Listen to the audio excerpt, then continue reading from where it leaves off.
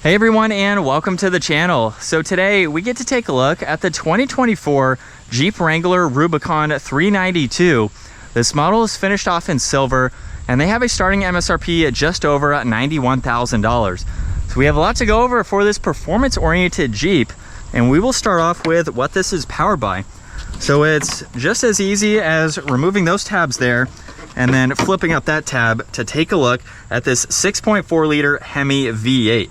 This is paired to an 8-speed automatic, and it pumps out 470 horsepower, 470 pound-feet of torque. That's sent through the full-time four-wheel drive system, propelling this 5,100-pound Jeep from 0 to 60 in 4.5 seconds, which is pretty impressive for this vehicle.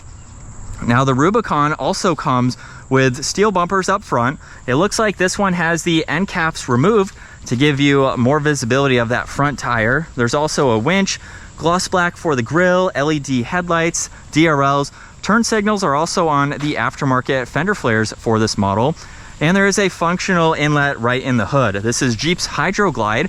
So if water goes into the engine there, it's going to help divide it to keep your engine running efficiently, of course. There's Rubicon 392, even these bump stops here to fold the windshield down. And then we have plenty of clearance up front, skid plates underneath. Approach angle is nearly 44.5 degrees. So this is an off-road focused SUV. Now, the Rubicon also comes stock with 35-inch tires. We have an aftermarket set of 35s that are just a little bit wider, still retaining the factory wheel for the 395 or 392. We have a set of rock sliders for this model, and then the doors do come off of the Jeeps. We have power right here that just has to be disconnected, and then you can remove both of those bolts there to take them off. The whole roof will come off as well, which is the fun factor in getting the Jeep Wrangler. And then in back, full-size spare, along with the backup camera. There's LED taillights, steel rear bumper. You can tow up to around 5,000 pounds with this. There's also the parking sensors in that bumper. And then we do have remote start.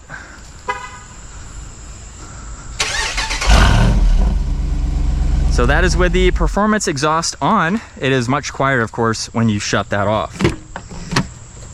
Now, the cargo space is a little bit on the small side, but it's still doable for an SUV.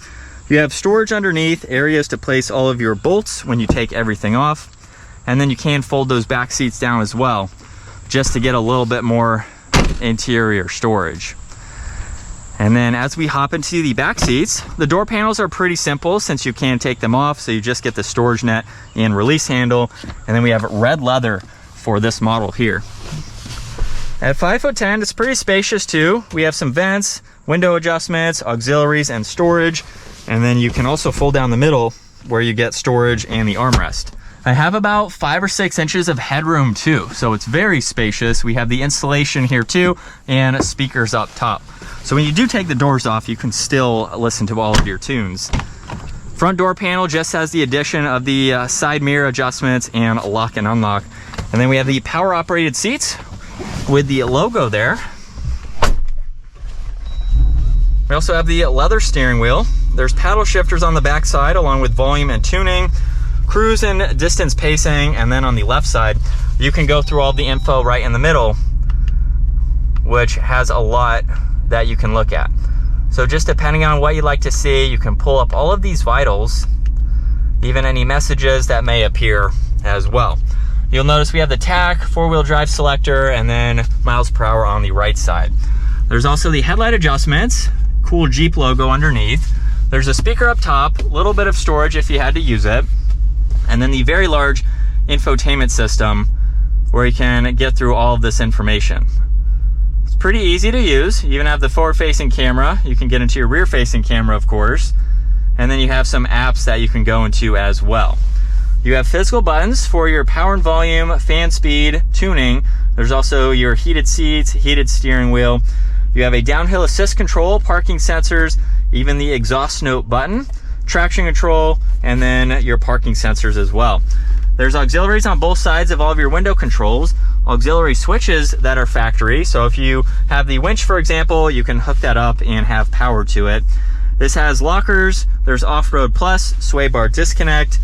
You can even go through your four-wheel drive selector here. And then take a look at the backup camera again.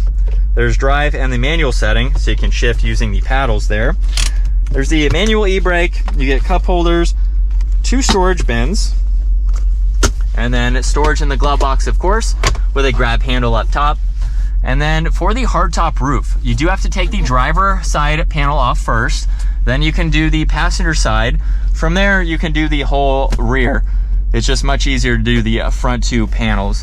But take a look at the amount of glass that this has. It's very easy to see over both shoulders. So let's go ahead and get this out on the road. And from second gear, here we go.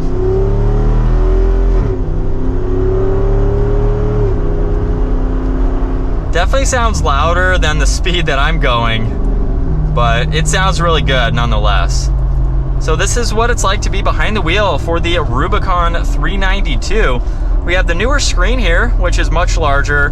Not a whole lot of information, but I like its sizing, how it's integrated into the dash here, and the info that you can go through. And as far as driving the Wrangler, this is a vehicle that, let's face it, it's not going to be as smooth as other vehicles. We do have some mud terrain tires on this specific one, so you can hear them a little bit. Obviously, that depends on the tire that you choose to put on your vehicle. The handling with them is pretty okay as well. The steering it's not that direct, which is one thing that I mentioned earlier with the fact that they put in more power. I would have liked to see maybe some upgraded components for the steering, suspension, some of the handling that goes with this. Now, it's an off-road focused vehicle, so it's not something, to take through twisty roads quick, but it would be nice to see maybe an upgrade for the steering. We do have a lot of play in the steering wheel right now. Now, I'm not trying to hate on the Jeep Wrangler. Since I owned one, it was a fun vehicle while I had it. There's definitely a huge following with the Wrangler in general. Like I said, it's a fun vehicle. You just have some things about it, like with every vehicle, they're not all going to be perfect. But it's definitely a nice place to be. I like how short the dash is, so it's easy to see out of the front. And the Wrangler is definitely something that is very fun to take off-road. So I hope you try some trails if you're owning a Wrangler, taking it off the pavement. It's definitely a lot of fun. Very small footprint too, so it's very easy to maneuver in smaller situations. Has a really good turning radius to it as well. And then we got plenty of power to turn larger tires with this.